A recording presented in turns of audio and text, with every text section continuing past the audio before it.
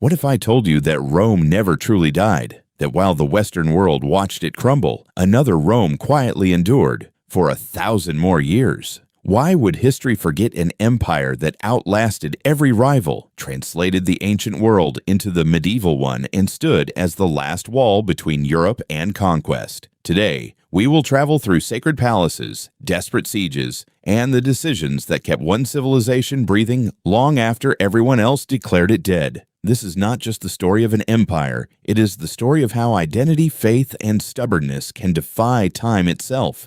So sit back, because what you are about to discover goes far deeper than a city with two names. But before we begin, make sure to subscribe to the channel and leave a comment telling us which other forgotten empires you would like to explore next. Let's dive in. Historians of mystery imagine a city perched between two seas, a city so strategically placed that whoever held it held the key to the world. To the west, Europe. To the east, Asia. Below, the trade routes that fed civilizations. Above, walls so massive that no army had breached them in 1,000 years.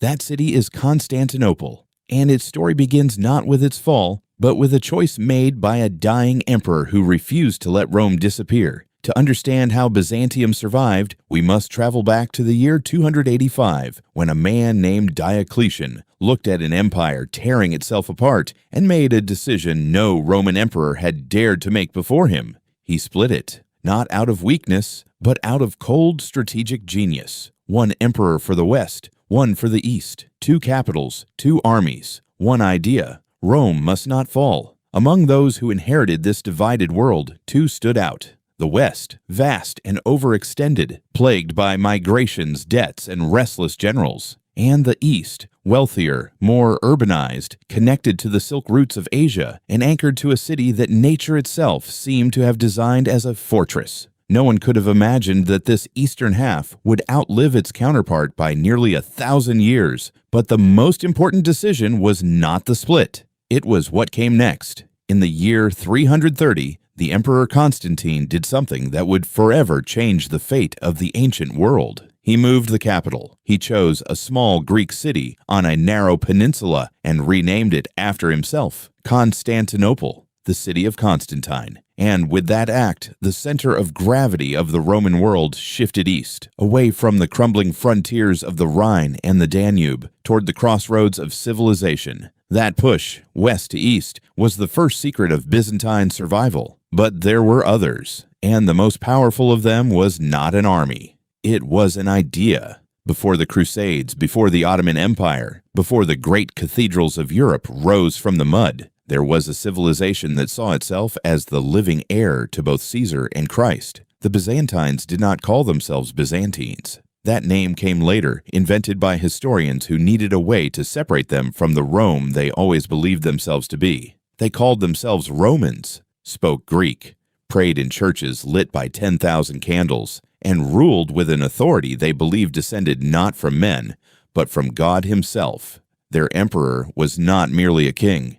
He was the earthly reflection of divine order, and that belief, that the empire was sacred, gave ordinary people a reason to fight for it that no salary or sword could manufacture. Under Justinian I in the 6th century, this sacred empire reached its greatest ambition. He wanted to reconquer the lost Western territories, North Africa, Italy, Spain, and restore a unified Rome. And for a moment, impossibly, it almost worked. His general Belisarius, commanding armies far smaller than those he faced, swept through North Africa in months and marched into Italy against the Ostrogoths in a campaign so brilliant it reads more like legend than history. A single general, vastly outnumbered, retaking the ancient capital of Rome itself. But the most surprising part was not the victories. It was the cost. The Italian campaigns dragged on for 20 years. They drained the treasury, exhausted the army, and left the eastern frontiers exposed. When Justinian died, the empire he handed to his successors was magnificent on the map and hollowed out in reality. Like a great ship that had sailed too far from harbor, it had expended too much to return without damage. Yet it did not sink.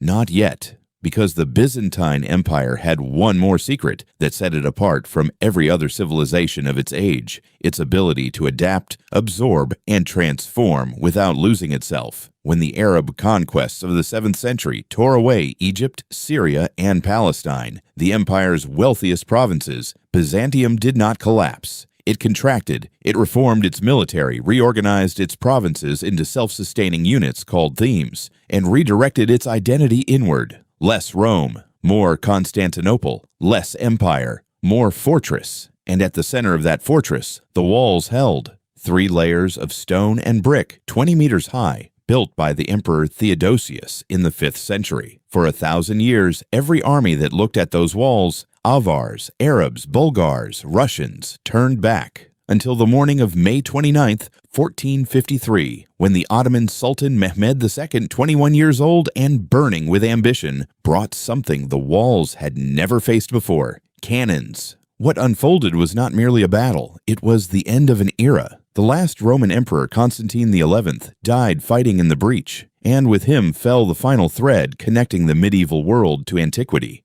Or so it seemed, because empires, like names, do not simply vanish. Their ideas survive, their laws echo, their art endures. The scholars who fled Constantinople carried with them the manuscripts of ancient Greece that would fuel the Renaissance in the West.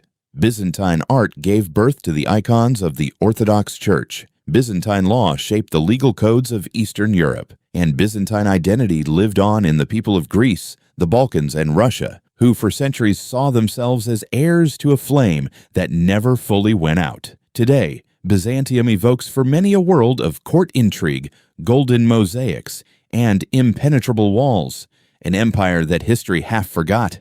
But sometimes a civilization's greatest achievement is not the moment it rises. It is the 1,000 years it refuses to fall. 2 names, Rome and Byzantium, one unbroken thread, and a quiet reminder that the things we think have ended may simply be waiting in the rubble for someone to remember them. Thank you for watching all the way to the end. If you enjoyed this video, subscribe to the channel and leave a comment below telling us which forgotten civilization you want us to uncover next. See you in the next video.